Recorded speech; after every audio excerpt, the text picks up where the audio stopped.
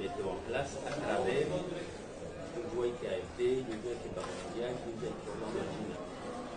Et puis, pour nous, on peut continuer à aller, les citoyens dans ce groupe, un café, on va aller carrément, là, c'est hasard. Oh, et quand il y a un wahabi, barnamaji, il y a Banu, kaya la sangou chabala notamment le monoaz d'abord c'est vraiment des îles quand on fait une évaluation des emplois les autres on fait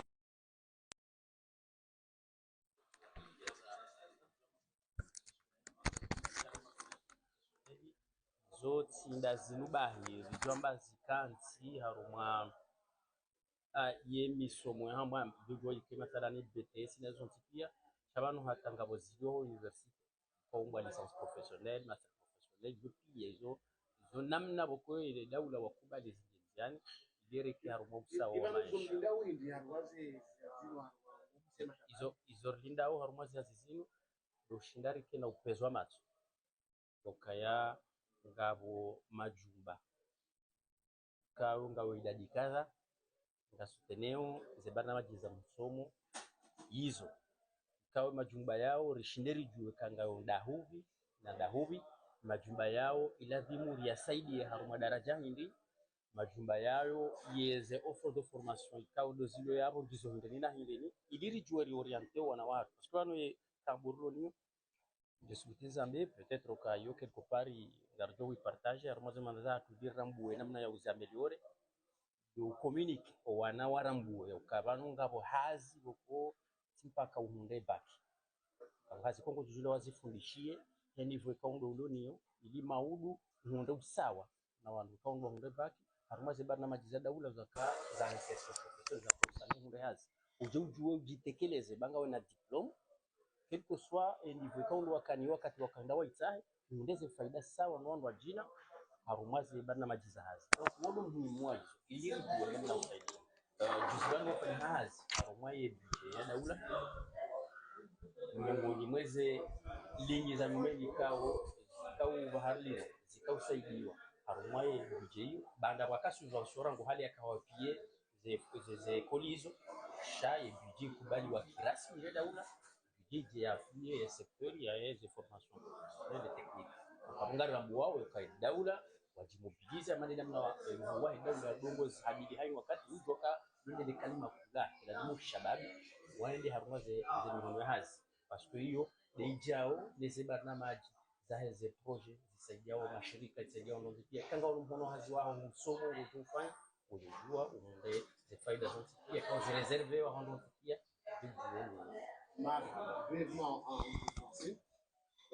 la commissaire du haut-commissariat du plan et son représentant, Madame la chargée du programme du bureau. Les résultats de ces recensements sont encourageants et révèlent des informations clés sur l'état actuel de la formation professionnelle dans notre pays. Nous avons pu identifier les compétences des jeunes qui rentrent sur le marché du travail ainsi que les lacunes auxquelles notre système de formation est confronté. Ces résultats nous permettront d'analyser, d'améliorer nos programmes de formation pour mieux répondre aux exigences du marché du travail.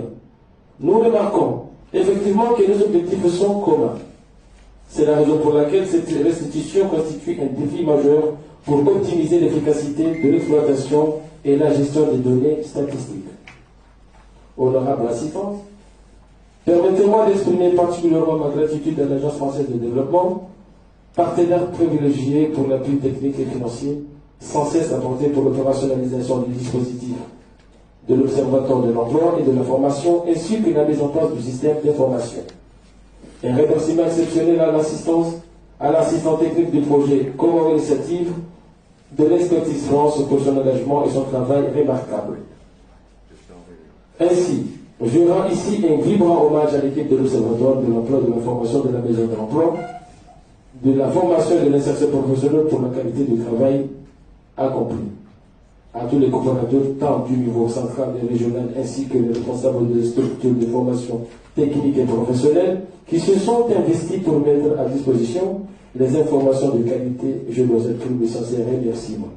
Mesdames et messieurs, je vous remercie.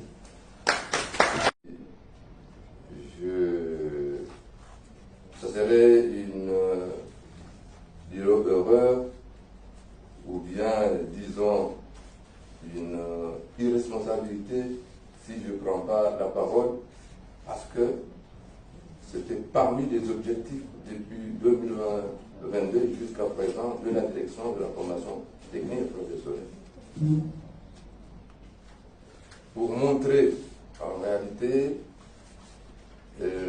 l'intérêt de ce travail, que j'ai salué l'expertise de M. Baquet et puis de l'équipe qui avec eux ont quand même travaillé sur ce travail.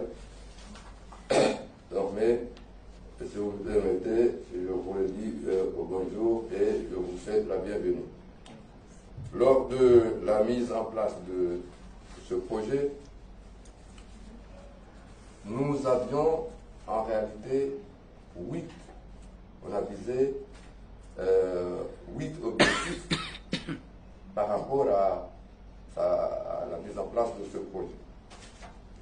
Parce que le fait d'identifier les centres de formation, ce qui existe dans les centres de formation, ce qui s'enseigne dans les centres de formation, et les matériels, et puis la liaison entre les centres de formation et comment on appelle les entreprises en matière de formation professionnelle, ça c'est très important. Parce qu'on forme pour insérer. Et dans cette idée, on a visé en réalité 8 objectifs et qu'on s'est dit que ces objectifs, on va essayer de proposer un enjeu pour chaque objectif et puis une solution. La première qu'on s'est dit, ça c'est le gros, parce que l'identification et classification des centres. Un problème qui manquait beaucoup dans le système. L'enjeu de ça, c'est que on s'est dit qu'on devrait recenser de manière exhaustive les centres de formation technique ou professionnelle, qu'ils soient publics ou privés. L'objectif, c'était de s'assurer que tous les établissements pertinents sont inclus dans l'enquête et classés de manière uniforme, public, privé ou mixte.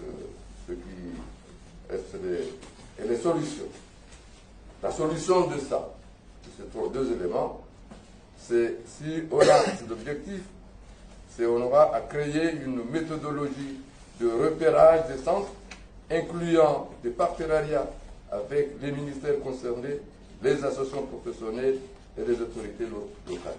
Et c'est ce qui s'est retrouvé, parce que vous avez vu que cette enquête a été faite par 2 ministères et 2 directions, le ministère de l'Emploi, la Maison de l'Emploi et la direction de l'enseignement technique aux formations professionnelles. Deuxième élément essentiel, collecte des données complètes et pertinentes. On s'est dit, on devrait déterminer quelles informations sont essentielles pour l'annuaire statistique.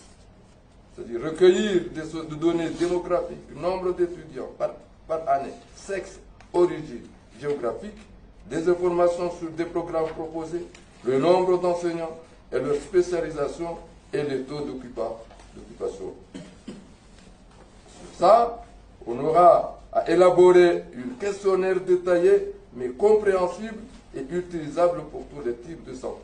Vous allez voir que ce travail qui sera présenté par nos experts va répondre à ce que je viens de dire.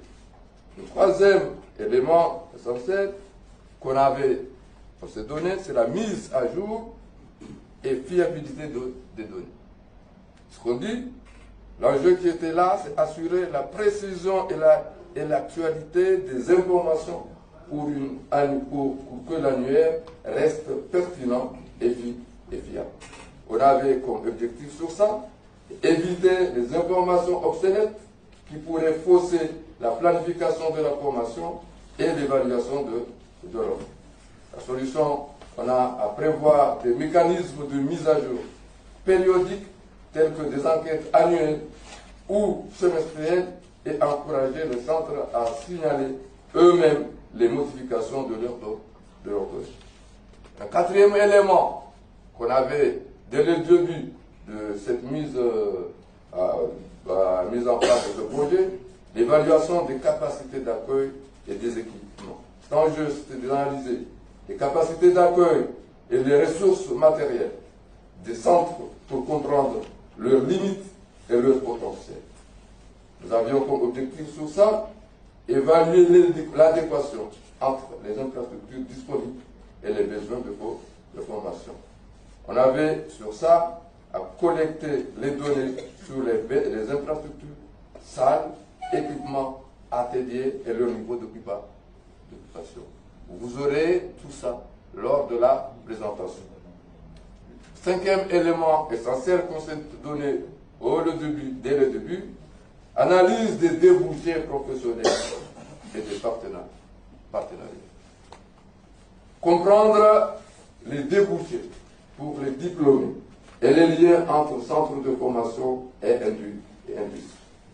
On avait comme objectif sur ça d'identifier les programmes de formation en adéquation avec les besoins du marché du travail et évaluer les partenariats avec les entreprises. On avait sur ça interrogé les centres sur leurs relations avec les entreprises locales et les pertinences de leur formation par rapport aux emplois disponibles. Sur ce point, on a eu un projet essentiel d'implanter dans chaque centre de formation professionnelle un service d'orientation et d'insertion pour qu'il fait la lien entre la formation et les entreprises. Donc, et puis, le sixième point essentiel, sur les 8 points qu'on s'est donnés, l'accessibilité géographique et sociale des centres.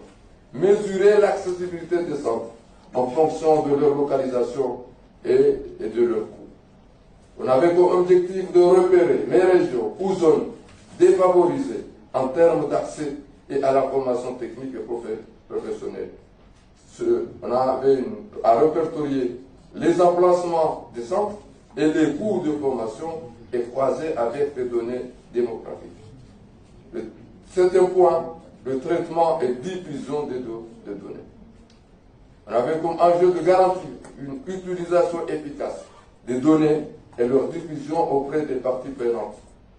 L'objectif, c'était de faciliter l'accès aux données pour les décideurs politiques, des chercheurs, des entreprises et le public. Cette solution, c'est de créer une plateforme numérique interactive et un rapport périodique détaillant les principales statistiques et tendances accessibles aux utilisateurs autorisés. On l'a bien dit que c'est un outil qui, le mot utilisateur autorisé, vraiment, il y a la confidentialité là-dedans parce on ne peut pas permettre à chacun de quand même s'approprier l'observatoire de l'emploi alors qu'il y a des responsables nécessaires. Et la dernière point qu'on s'est donné comme objectif, c'est le financement et viabilité de l'enquête. On avait comme enjeu là-dessus assurer les ressources nécessaires pour la conduite et la pérennisation de l'enquête.